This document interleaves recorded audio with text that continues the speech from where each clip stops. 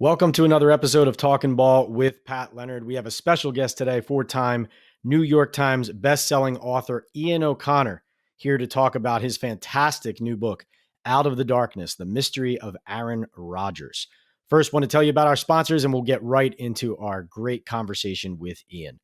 Talking Ball with Pat Leonard is brought to you by the Boom Chaga Mushroom Super Drink, a natural extract loaded with anti-inflammatory, immune-boosting antioxidants and heart-healthy compounds. You can easily pour this natural liquid supplement into any of your favorite drinks. I put mine in my coffee every morning and immediately feel the difference. I personally have felt a post-workout-like energy boost with Boom. Chaga also has the ability to lower cholesterol, reduce inflammation, and improve immune and heart health with its beta-glucans and antioxidants. Go to boomchaga.com today to place your first order. And if you use the discount code TalkingBall25 or access it through the QR code on your screen, you will get 25% off your first subscribe and save order. Right now, that means a month's supply costs you only $30. Start feeling the difference today at boomchaga.com. We are also brought to you by Estate 98 Coffee, an all-natural specialty coffee with no sugar that is convenient for on-the-go professionals and parents. It takes me less than 10 seconds to make a delicious Estate 98 iced coffee and only a minute more to make a hot coffee or latte from this all-natural concentrate. Go to estate98.com/talkingball to get a special buy one, get one free deal.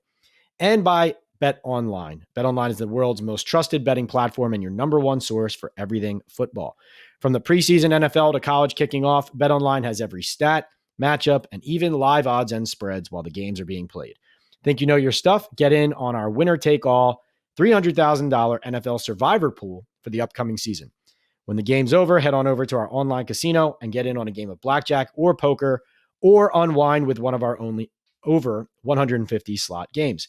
Head to the website today and use the promo code BELIEVE and get in on the action. Bet online, the game starts here. And now to our conversation with Ian O'Connor. Four-time New York Times best-selling author Ian O'Connor. He has written Coach K, Belichick, The Captain, Arnie, and Jack. And now he brings us over my shoulder here, Out of the Darkness, The Mystery of Aaron Rodgers from Mariner Books. Get it wherever books are sold.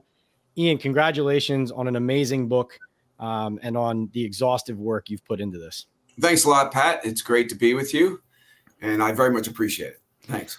You got it. So I actually kind of mentioned right off the bat, my first question for you is, how much reporting did you do for this book? Because you read through it and the stories, whether it's about Aaron himself, his family going back to his grandfather in World War II, there is just such comprehensive storytelling here.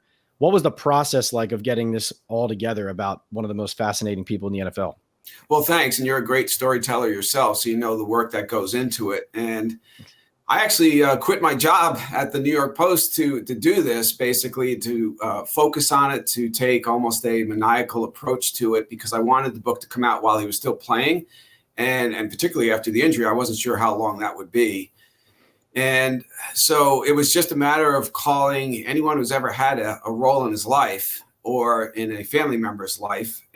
And so, yeah, and frankly, at the start of it, I felt a lot of resistance, almost more so than when I did Belichick, that biography. And Belichick didn't talk to me and also recruited people not to talk to me. Aaron didn't do that, but I just think there are a lot of people who were and still are maybe afraid to talk about him. He's very polarizing, as you know.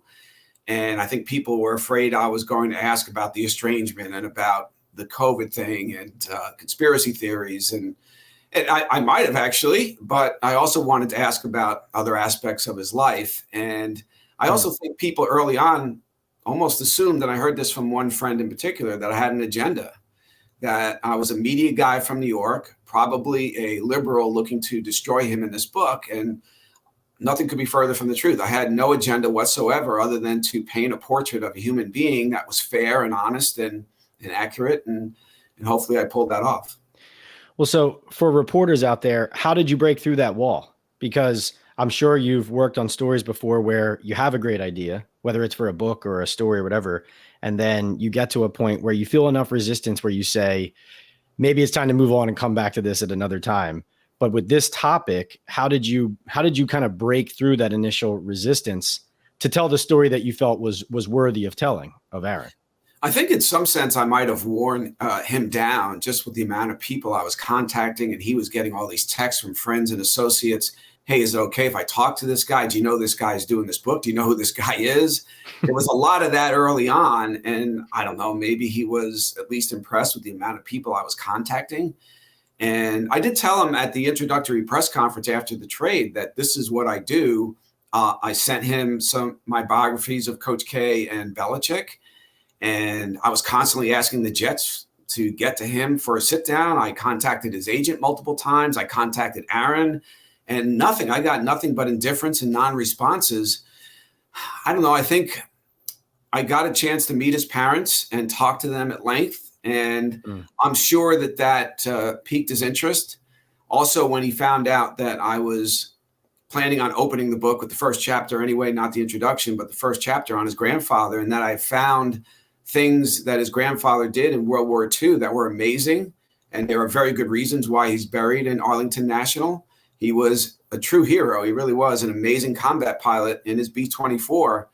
And I think the accumulation of that finally led to Aaron saying, okay, I'll give this guy an audience. I don't know how long it's going to last, but the audience he gave me, Pat, it definitely made it a better book, and I appreciated that. Yeah. So can you paint the picture a little bit? I know you do so in the book, but well, actually, let me take us here first. So you obviously ended up getting an audience with Aaron, speaking to him for this book, even though it is the quote unquote unauthorized biography. But my main question for you to start off here before we get deep into the weeds is this guy is a lightning rod, right? He likes being in the news. He's in the news all the time. He's a quarterback in New York. He's a star quarterback. He's one of the best quarterbacks of all time. The expectations are sky high with the Jets. It's an election year. We all know what he's, been connected to, what he's willing to say publicly. So there's going to be distractions. There's going to be so much happening around him. Here comes a book about him, about his life as he's about to forego on his second Jets season. My main question to you to start off with is, did you come away from this process thinking Aaron can do it this year? Can he lead them to the Super Bowl this year with what he's dealing with mentally, emotionally, physically, how old he is? Do you think he can do it? I think, yes. I think he'll play at a high level this year, and I suspect he'll make 14 starts, have an injury, maybe in the middle of the year. Tyrod Taylor can win 2 or 3 starts, I think, and the Jets will be fine. If you give me 14 starts, I would sign up for that as long as he's healthy at the end of the year for the playoffs. As long as that injury, he's banged up in the middle of the year, I'm fine with that. I think the Jets are an 11-6 type of team, so I think they could be a threat in the playoffs. I do suspect he won't play at an MVP level like he did 4 times in his career, but I think he can play at a high level. His arm, and watching him last summer and some this summer earlier in training camp, his arm is fine. It looks like his prime arm. It's his legs. He can't, he can still elevate receivers. I don't think he can elevate offensive linemen anymore with his mobility and athleticism. I think a lot of that is probably gone. And then, of course, the surgery on top of that, just with age, the natural forces of Mother Nature and gravity and all those things, father time. So I think that he'll be a good player this year. What I do think they need is like Breece Hall to have a monster year. And I think he's very capable of that. I think he could be like Terrell Davis for John Elway at the end of Elway's career. I think Aaron needs help to carry. I don't think he can carry this team. And I think the team is good enough so he doesn't have to carry them. In certain games, yes, Pat, I think he will, but not 17 games. I don't think he can do that. Breece Hall is great, which I think he is and can be and will be. And Garrett Wilson is great, which he is. Mike Williams, I don't know. We'll see about his health. But I think there's enough there so Aaron can just play good football and doesn't have to play legendary football. Yeah, I think he can do it too. I just got my first look at him in person in this training camp when the Giants went over to Florham Park against the Jets as we sit here and talk in the week leading up to the preseason finale entering the 2024 season.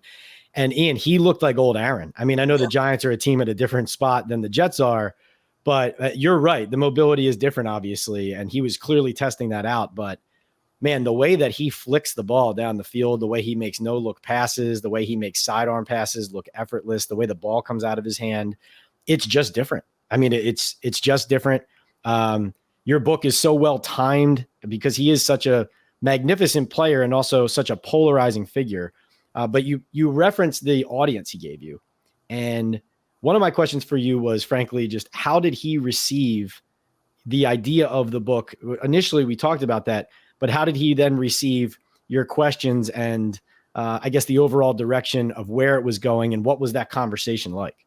Let me start with, I had a 3-minute conversation with him at that introductory Jets press conference after he was done talking. And he did a lot of talking that day. He had one-on-ones with everybody after the main press conference. And then he doubled back, had a session with beat writers and columnists. He had a session with, it seemed like he had a session with everybody. So he was talked out. And Eric Gelfand introduced me to him and said, this is the guy who wants to write a book on you.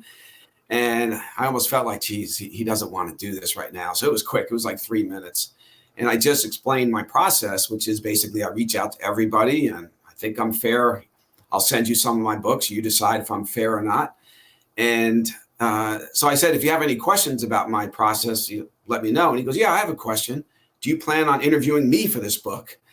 And I said, well, I certainly would love to, but that's entirely up to you. And so he just kind of smirked and he didn't commit to anything, which is sort of the way he carried this through. And so I never got any response from him, good or bad or in the middle. And I handed in the manuscript in, I think it was late January, might have been early February. And without him, I had nothing from him. I thought it was still a good book, but he did make it better. I got a message from Eric Gelfand, the Jets PR chief, about 2 weeks after I handed in the book. And he said, Aaron's not willing to see you. So I hop on a plane, go out to Los Angeles, had a bomb scare on my flight, got diverted for 8 hours in Chicago. That was fun. And I actually thought I was going to miss the interview. I was really concerned about that. So then I drove to Malibu. He's got a beautiful house right on the ocean. We go into the backyard and we sit down, and really, I was looking around thinking, it's impressive. This guy's a self-made man, didn't have a scholarship offer out of high school. Nobody ever gave him anything, had to play at the local community college, even though he had 1310 on his SATs. He fell in the draft. Granted, he was still a first-round pick, but that was embarrassing to him. He thought he was going one to his childhood team, the 49ers. And obviously, that was really the first NFL draft reality show, his humiliation. And then he got treated poorly by Brett Favre, and the fans didn't want him. And so he had actually been through a lot. And what I was witnessing at his home, he bought it for $28 million. It had to be worth more than that. I was impressed. I was like, this guy really created this with the singular force of his will. And we're sitting there on the Pacific Ocean. And I thought I didn't have a time element. I had no idea, because I told the Jets, I'm willing to fly out there across the country for 40 minutes, an hour, whatever, anything. And so they didn't say anything about time, because I think if Aaron didn't like my line of questioning, he would have booted me after a half hour. So I went in with a plan. Listen, full cooperation would be 15 to 20 hours, like to tell me your life story. And so there are things I would have loved to have asked them that I had to throw overboard. So I hit them with things that were necessary, I thought, and I prioritized subjects. And I was glad he was willing to talk about the estrangement and about the mistake he made with COVID, and to admit a mistake, which is not something he often does. Interesting. I always thought from a distance, I don't know what you thought, I'd be interested to hear your take on it. From a distance, I thought he was one of the best interviews in the NFL, because I thought he was thoughtful. I thought he was candid. He didn't speak in cliches. He spoke in long form responses. And though I never covered him on a regular basis, I used to think as a columnist, I would like to cover this guy. What was your impression from a distance about Aaron as a talker? Yeah, people who covered him in Green Bay for a long time said that he was their favorite to, like, let's say the cameras are around, he finishes his interview. He would love to stand there and talk to you forever about football, about, your life, about intricacies of things. Obviously, as a curious guy, right? So topics don't have to just be football, but always sounded like he was more comfortable when he didn't have to be wary of how he was going to be perceived necessarily. I was at that introductory press conference as well for the Jets, and I was struck by, first of all, he was taller than I imagined. Kind of he's standing there. Yeah. Like not in a uniform. Like I'd seen him, but just standing there in a room with everybody else, he kind of towered a little bit. And then also I felt like he was extremely engaging and not as defensive as I expected him to be. So he's kind of an enigma because it feels like people really do enjoy covering him. And a lot of people in the media have a lot of nice things to say about how he deals with those relationships, but he is such a complicated person in his life, right, and in his relationships and how he handles those relationships. So, from my vantage point, I think that he's somebody who people in the NFL don't root against, but that his overall persona and the amount of things he's waded into publicly recently have kind of made him really come off like an extremely complicated individual. And that's, I guess my question off of that back to you would be, who is he after doing all of this? Like, is he somebody who just has so many different layers and it's impossible to give a straight answer in 30 seconds or 60 seconds? Or is a lot of what we know publicly and what we see on these shows and in his interviews and when he stepped in it, for example, is a lot of that all a part of kind of a more complicated person? Yeah, a very complicated person. That's why I took it on. I'm usually drawn to subjects like that who are mysterious and have a distance to them, whether it be Jeter or Belichick. He was probably the most elusive subject I've ever pursued, for lack of a better word. And I think let's talk about the public, Aaron, first. And I think that obviously COVID changed everything. He was considered one of the good guys in sports. He supported Kaepernick. He was one of the few white athletes anywhere to say out loud that, yeah, the owners are keeping him out of the league because of his protests. And maybe rightfully so, because Kaepernick beat him twice in the playoffs. So Aaron knew he was a good player. I think that there were other social issues that he would get praised by media members for being on the right side of those issues, the same media members who really destroyed him after the COVID era. And I was surprised that he admitted that error to me in the way he answered that question. Yeah, I've been immunized. Those 4 words just dramatically changed everything about his life and his image. And he hasn't recovered from that PR hit. And so I said to him, why did you just tell the truth? Because you got killed in November of that year. And I really think you would have gotten less than half the criticism if you just told the truth. His truth at the time was he was allergic to an ingredient in Moderna and Pfizer and concerned about Johnson & Johnson side effects. Why didn't you just say that? I'm vaxxed. If I was sitting in that room, I actually would have thought that was a somewhat reasonable position to have. And he effectively said, I'm paraphrasing, yeah, I should have. I regret that. And if I had to do that over, that's the one thing I would do, because that's the one thing critics still have on me. I gave them that. So he didn't change his stance on the vaccine, but he was changing the way he handled the question. And wow. So, you got Aaron Rodgers to apologize and admit he was wrong. That's a feat in and of itself. He didn't apologize. He just admitted that he made a mistake. That's true. Sorry. One thing I found in profiling these iconic sports figures, coaches and players, is that, and I think you've seen this in your career too, Pat, they don't like to admit fault or weakness in any context, because I think they fear it follows them into the competitive arena and compromises what they're trying to achieve, which is winning at the highest level. I really believe that's the case. And like Coach K never admitted, anytime he really was responsible for something that went wrong, he always deflected the blame to other people. And now he was considered in a lot of corners to be a saint-like figure in college basketball, but he had a lot of flaws too. And that was one of them. They have a hard time ever saying the words, I'm sorry. I don't think Aaron's ever said those 2 words in public that I could recall anyway, or that I found. But so that's the public Aaron. He's now a villain.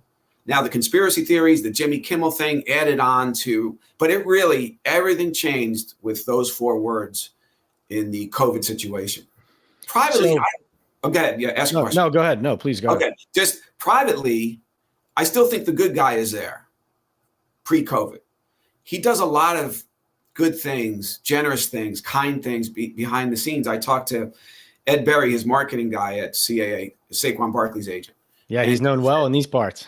That's right. And he said that he's a frustrating client because I want to get publicity for some of the things that he does. For instance, he rigged a Secret Santa white elephant gift exchange when he was with the Packers. So like the guy on the practice squad making the least amount of money would get the Ford Bronco that Aaron was putting into the pile there. Wow. It was a nice pile. So And like Ed That's Berry said, cool. yeah, I want to get that out there, but Aaron won't let me. And just a lot of things. He's great with kids who are sick. He's terrific. The Jets had a kid who unfortunately was dying last year at camp. Aaron couldn't have been nicer to him and more compassionate. And his name was Braylon Hodgson, and he was suffering from a rare form of brainstem cancer. He died the morning after Aaron got hurt, September 12th, but he had Aaron's jersey with him when he died. And so and that one got out. Steve Politi of NJ.com wrote a great column about it, but most of those things aren't publicized. So I think that the good guy is still there. He's made mistakes, self-inflicted wounds, unforced errors. A lot of it is the media turned on him, and he decided, if you want a war, I'm going to give you one. And I think sometimes he defends indefensible positions, and that's why his image is the way it is. That's so interesting. Such a multi-layered, complicated person. So one thing I feel like I've noticed from afar, I want you to either correct me or maybe validate it or explain why this is. I feel like when Aaron, let's say he says something and gets criticized for it, or he just gets criticized for a stance or something, he tends to, it seems to me, constantly complain about how he's perceived, how he's talked about, the fact that he's in the news. But from my vantage point, I think he likes being in the news. Like I feel like if you right now, starting today, if you counted for 2 weeks and said, I'm going to count every day Aaron Rodgers is not a major topic in the sports world. I think when you get 6, 7, 8 days without his name in it, he just finds a way to get back in. And that's my view of it. And I'm not even criticizing him for it. Like, I'm not, that's fine. Some people enjoy the spotlight, some people don't. But am I off on that? That he that he kind of likes it? Yeah, absolutely. I think so. And he might dispute that, but we're two reasonable people. And I think we've seen a lot of guys come and go, superstars. And yeah, I think he likes it. I think he likes being talked about. I'm not sure he wanted this book written because he didn't have editorial control. And I have no idea what he thinks about it. He said on Boomer and Geo, he would read the first chapter. And he wasn't sure about the rest of the book. But he creates a news cycle rolling out of bed. I've never seen anyone better at it. I mean, Patrick Mahomes is going for a three-peat. Who's talked about more right now, Aaron Rodgers or Patrick Mahomes? It's not even close. Well said. Last year, when he wasn't playing, he was still the most talked about person in the NFL because of McAfee and because of the attempted comeback, which I do think was real, and I don't think that was a publicity stunt. But yes, Aaron likes to be talked about, debated about on the sports talk shows, and he does complain sometimes about the way he's perceived, but a lot of it is unfortunately self-inflicted, the negatives. And listen, I've talked to his friends and they're like, sometimes, gee, I know Aaron's a good dude. Why did he have to say it that way? I think the Jimmy Kimmel thing, I really don't believe, Pat, that he intended to talk about Kimmel or Epstein's list that day. And AJ Hawk blurted something out. And he had been waiting for an opportunity to get back at Kimmel, who had mocked him on his show. And he tried to take that opportunity that day and run with it. And it was the wrong time. It was the wrong subject. And he got himself in trouble. But I really don't believe he was trying to suggest that Jimmy Kimmel would end up on that list. It just, the way he said it, he was reckless with his choice of words, and he paid a pretty heavy price. To your point, too, about how much of a lightning rod he is, that, McAfee does great work, is very talented. But I felt like his show went from popular to meteoric purely because Aaron gave him the exclusive interview every week. Mm-hmm. It was appointment viewing, like the entire NFL world every, Tuesday at noon, I think is what it started at, or something like that. It was everybody who watches the NFL was watching McAfee's show on YouTube, even before he was ESPN ordained. So to your point, I want to tell our listeners and viewers real quick. Sorry, go ahead. No, I'm good. I didn't say anything. Oh, okay. Yeah. I want to tell our listeners real quick about Boom Chaga, our sponsor. Talking Ball with Pat Leonard is brought to you by the Boom Chaga Mushroom Super Drink, an extra natural extract loaded with anti-inflammatory, immune-boosting antioxidants and heart-healthy compounds. You can easily pour this natural liquid supplement into any of your favorite drinks. I put mine in my coffee every morning and immediately feel the difference. I personally have felt a post-workout-like energy boost with Boom. This, by the way, this is not a mushroom ad just because Aaron is the topic today. This is very good. Chaga also has the ability to lower cholesterol, reduce inflammation, and improve immune and heart health with its beta glucans and antioxidants. Go to boomchaga.com today to place your first order. And if you use the discount code TalkingBall25 or access it through the QR code on your screen, you will get 25% off your first subscribe and save order. Right now, that means a month's supply costs you only $30. Start feeling the difference today at boomchaga.com. So, Ian, you told us you contacted all his family members, friends. You're talking to all these people in his life about who Aaron is. And specifically, of course, you connected with Ed and Darla Rodgers, his parents. I wanted to know from your time talking to them, spending time with them, how much does the family situation impact Aaron on and off the field? Do you feel like this is something that is not relevant once he steps between the lines and he's playing football, or is this a real kind of tug at his being as kind of like a public figure when he has so much in his life behind the scenes that is, for lack of a better term, not in order?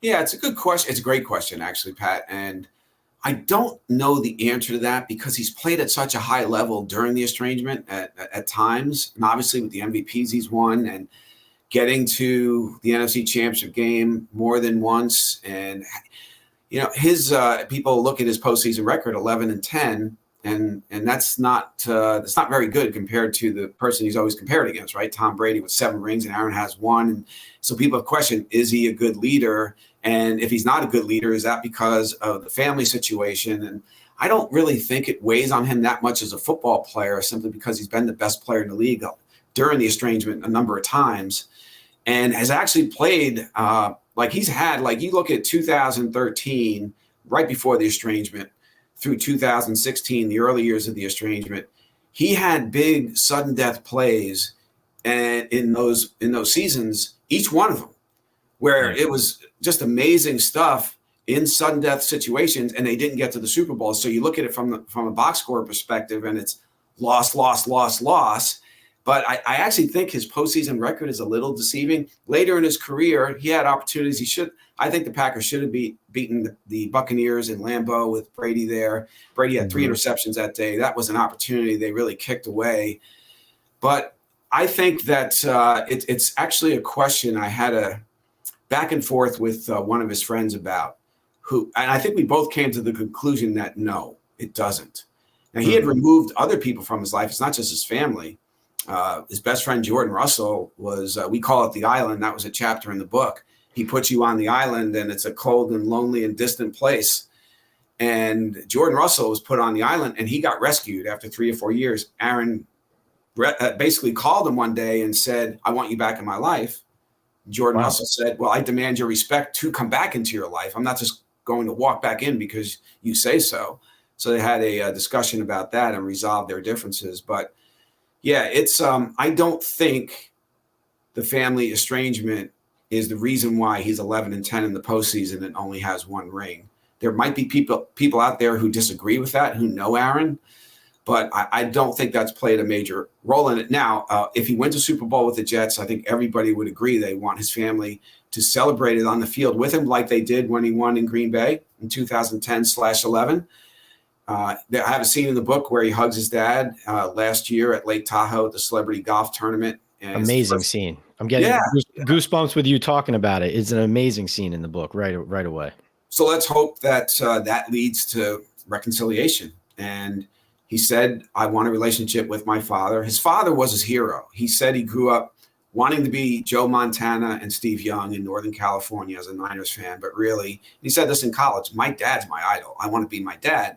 So there's no reason why that relationship can't resume now that they've both publicly said in the book they want that relationship. And then we'll see about the rest of the family after that. And how difficult, I mean, it's obviously been a long time now that there's been some sort of estrangement there.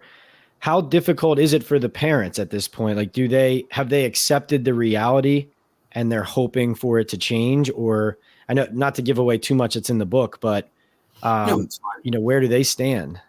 I think they came to the conclusion, which I think was smart, and they said it in the book, that they don't need to relitigate the issues for a reconciliation. It's like, because if you tried to do that with Aaron, it's not happening.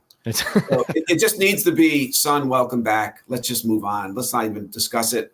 Let's just be happy that we have a relationship again for the rest of our lives." That's it. They also said, they're painted as devoutly religious, and particularly Darla, his mother, is very religious. And I'm not saying that's a bad thing, because I think the world probably needs more religion, not less. And so I think even though he's not religious anymore, they're not going to let that be a hurdle. They said in the book, just because he's not religious anymore, basically, we don't care. Got it. I think they used to care, but now they don't care because they realize that could be a hurdle to overcome, to reconcile. You paint the picture in the book of being there with his parents at his Jets debut when he tears his Achilles. That was an emotional night for, people on their couch who aren't Jets fans just watching that, let alone Jets fans in the stadium. But what was take me back to that moment, to you being there with his parents, experiencing that. Like how unique of an experience and how emotional of an experience was that? Well, when I drove them to the game, I remember pulling into the stadium and warning them, listen, MetLife is not Lambeau. It's not a magical place. It's not one of the prettier buildings in the league. And so we get there. As we pulled in, it was a stormy night. Were you there that night? I know you're busy with the Giants, but no, I was not. Okay. So we pull in, it was stormy. We stayed in the car. I think I got them sandwiches for the ride. And I remember veteran move. Yeah. His mother was sort of straining to see. There was a billboard, an advertisement in the distance, and it was Aaron, I believe, for Zenith watches, if I remember correctly. Okay. And she was, is that him? Is that Aaron? And she was looking. I remember thinking as a parent, wow, it's just like they never get a chance to be in the same room with their son unless they go to a football game. Now, that room is big. There are 80,000 people there, but at least they're in the same building with him. And they had gone to some home openers at Lambeau after the estrangement started. Not too many games, but a game here and there. So they wanted to be at this one. And I do remember in the car before we got out, once the rain stopped, that his mother said that she gets nervous before games still. And the reason is because he's the quarterback, and the quarterback has a target on his back, and the defense, the entire defense is after him. So I'm always worried about injury. Well, what happens in the game? 4 snaps in, right? I will say this, Pat.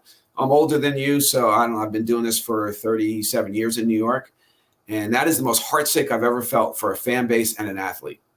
To have that ripped away after 4 snaps was tough to take. And then I'm realizing now I have to drive them home. And oh my God. I went to the press conferences afterward, and I had put the radio on 98.7 so they could hear their son's post-game press conference, not knowing there wouldn't be an Aaron Rodgers post-game press conference because his friend Aubrey Marcus drove him back to his New Jersey home. And so as I'm going out to the parking lot, knowing that Ed and Darla are in my car waiting after what they just witnessed, and that was a tough ride home. I've said this before, but I turned myself into an Uber driver. I didn't speak unless I was spoken to. I just kept it silent. I did have the radio on, kept it on 98.7. They listened to some of the replays, and I said this in a post, I think yesterday. Bob Wischusen had a great walk-off victory call that night, and it played a couple of times, and they did enjoy that. And Darla said that in the third quarter, they were able to put aside the injury temporarily, and they became Jets fans because they're sitting there in Jets gear, and the other fans around them have no idea who they are. But the excitement of the game, and then, of course, the victory in a dramatic fashion, they got caught up. And she said, we became Jets fans in the third quarter. And it was like, okay, nobody knows who we are, but this is a great game. We're putting this Aaron injury aside, and they became Jets fans. And that was a pretty cool thing, actually. Another fantastic story in the book you guys are going to get. You're going to absolutely love it. NFL fans, Jets fans, whatever. A couple more, Ian. I know your time is valuable. Does the legacy element for Aaron bother him? What I mean by that is you obviously point out Tom Brady has all the rings. Aaron has one. I actually remember Ian's. You'll like this story. I went around the Giants locker room when Brady only had 6 rings. This probably was, I don't know. Only had 6 rings. Right. Where it might've been 2019, something like the 2018. And I remember just asking each guy individually, Aaron Rodgers or Tom Brady, who's better? And Ian, I have to admit, I had so many things going. I didn't end up following through on it. So many players said Rodgers.